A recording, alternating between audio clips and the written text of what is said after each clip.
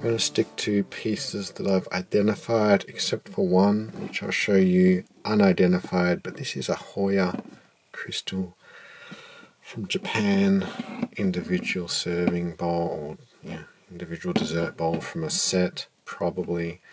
I have seen the larger bowls. They're actually kind of hard to find now.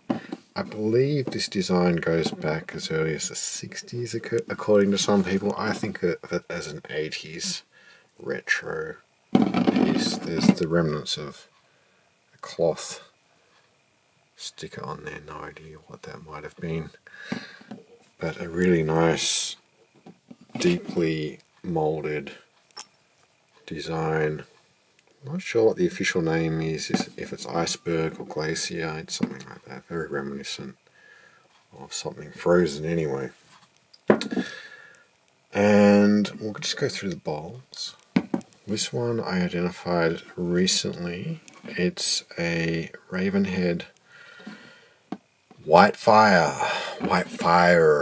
as opposed to White Friar. Would you rather have a White Fire or a White Friar? Kind of a cool design, little sun motif there. I thought it might have been something else when I bought it, and then I had to come back and double check, and it wasn't what I thought it might have been. But still, kind of cool to identify that. Again, it would have been a part of a set, probably 80s, possibly even 90s. And this is an interesting one. This is another Ravenhead piece, and the pattern is called Nordic. And shout out again to the Love to Canvas channel, because he just happened to mention this design in one of his recent videos. And I have another piece I'll show you in a moment with some leaves on it, and I was researching that piece, and this came up in Google Images, and I didn't note carefully who made it, and I couldn't find the image again. And by luck I watched the Love to Canvas video, and yeah, so Nordic, it works very well I think in this comport glass style. It's quite a Tolkien-esque. It reminds me of like the cover art of like the early versions of The Hobbit and things like that. So yeah, aptly named and slightly off colour. I think it's just glass, not crystal. But I really like this piece. Picked it up from a tip shop locally, and I'm going to try and get at least another one of these, maybe a set. I'm sure I've had the jug at some point and didn't think anything of it, but yeah, I do like that. This is Crown Crystal. I don't know if it's low grade crystal, it is kind of heavy, or glass. Their stuff in clear is always off colour. If anything, this is on the clearer side of what they make, but these sort of shell rims, it actually looks a bit better on camera with this lighting setup than it really does in real life, to be honest with you. But yeah, it's just very heavy, clunky, typical low-grade Australian depression glass, probably 1930s to 60s. Sometimes they have sort of just a cut or polished rim, but yeah, decent amount of wear. But just picked it up, probably shouldn't have. I think it was $3. Oh, by the way, this is a piece I've had for a while, and it's the same pattern in a vase. Now, they did make these in different colours. Just everything about Crown Crystal is ugly. It's kind of deco, but they, it's either this ugly off colour, or it's like brown amber glass, or kind of a crappy green colour. Yeah, we don't have the best tradition of glass making here. Here's another bowl. This bowl luckily has the sticker, or I never would have known who made it, but it says Walther Glass, Fabrique in Alemania, made in Germany. Looks pretty modern. I could have bought a couple of plates, but I just got the bowl. I think it was $5. Quite a nice pink colour, sort of a tulip like design. It's really quite good, I think. Kind of a useless size, not quite sure what you'd put in here. Sort of a mid-sized bowl. Too big for an individual serving, although I guess you could have your breakfast in it if you wanted to.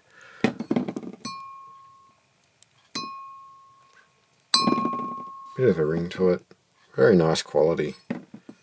And yeah, frosted petals and leaves. It's really quite a good bowl, that one.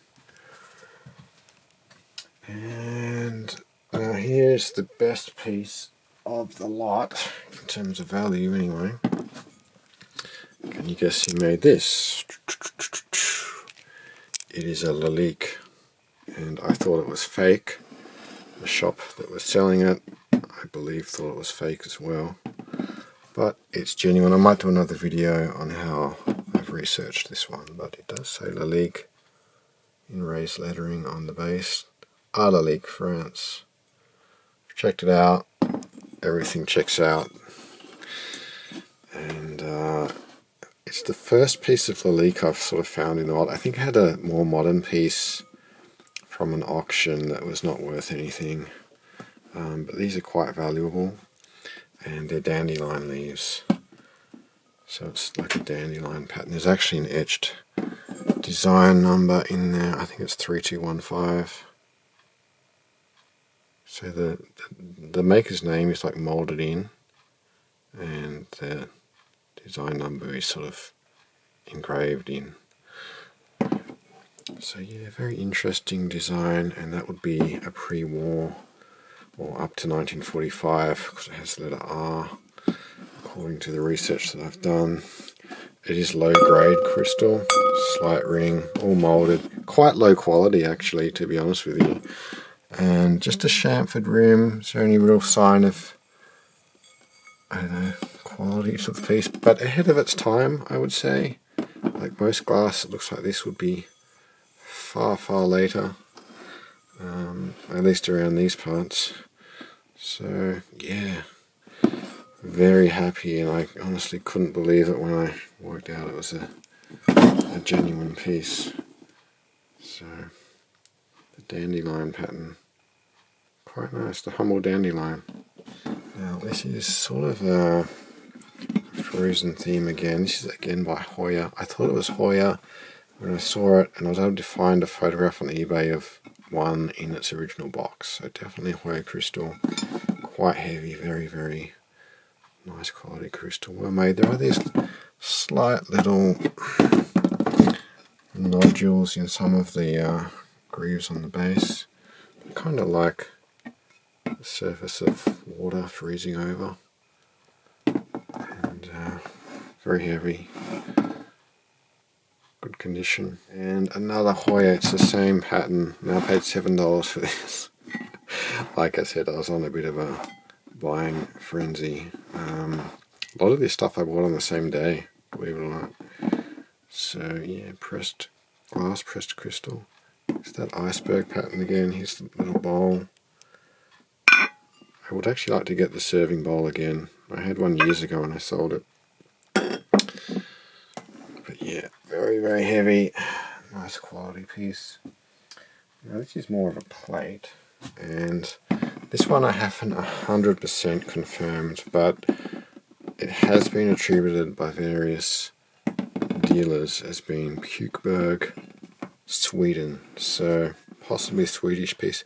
A very confident design, slightly asymmetrical, and again it's like a frozen, almost like a frozen tree branch, but yeah, not quite sure what it's really meant to be. Like a rough border, very confident, and the Pukeberg stuff I actually quite like it. With the you know, the uneven edges that they have on their pieces. So very nice. Hopefully that is. It's quite heavy. Bit of a ring to it, so it might be crystal.